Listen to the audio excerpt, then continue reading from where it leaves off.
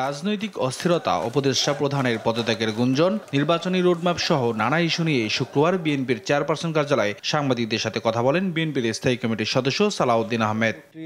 এটা চলমান থাকবে। প্রধান উপদেষ্টার পদত্যাগ বিএনপি চায় না মন্তব্য করে বলেন, যদি ডক্টর ইউনূস আবেগের বশবর্তী হয়ে পদত্যাগ করেন তবে বিকল্প খুঁজে নেবে জনগণ। তবে নিরাপত্তা উপদেষ্টার পদত্যাগে অনড় বিএনপি।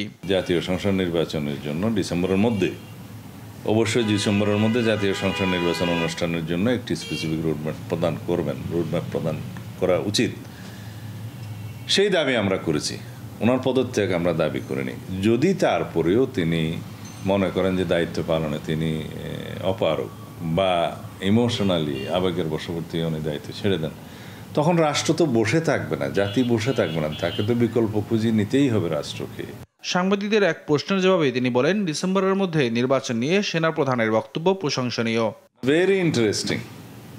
যেই দেশের সেনাবাহিনী গণতন্ত্রের উত্তরণের জন্য বারবার তাগাদা দিচ্ছে নির্বাচনের জন্য, সেটা আমাদের এপ্রিসিয়েট করা উচিত, প্রশংসা করা উচিত। এইখানে আমরা সেনাবাহিনীর ভূমিকাকে তো অ্যাপ্রিসিয়েট করব যে ওনারা গণতন্ত্রের উত্তরণের জন্য বারবার নির্বাচনের তাগাদা দিচ্ছেন। আর অভিযোগ করেন, ছাত্র প্রতিনিধিরা প্রধান উপদেষ্টার সাথে যে কোনো সময় সাক্ষাৎ করতে পারে, আর বিএনপির জন্য অপেক্ষা করতে হয়। দেখছি যে ছাত্র প্রতিনিধিরা দেখা করতে চাইলে তারা যে কোনো সময় দেখা করতে পারেন। শুনেন, বিএনপির মতো একটা লার্জেস্ট ডেমোক্রেটিক পার্টি, আমরা ওনার সাক্ষাতের জন্য সময় চাইলে 5-6 দিন অপেক্ষা করেও সময় দেওয়া হচ্ছে না। It's very interesting.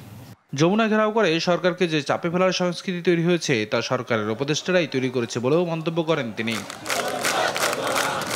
Niaz Morshed, দেশ টিভি, ঢাকা।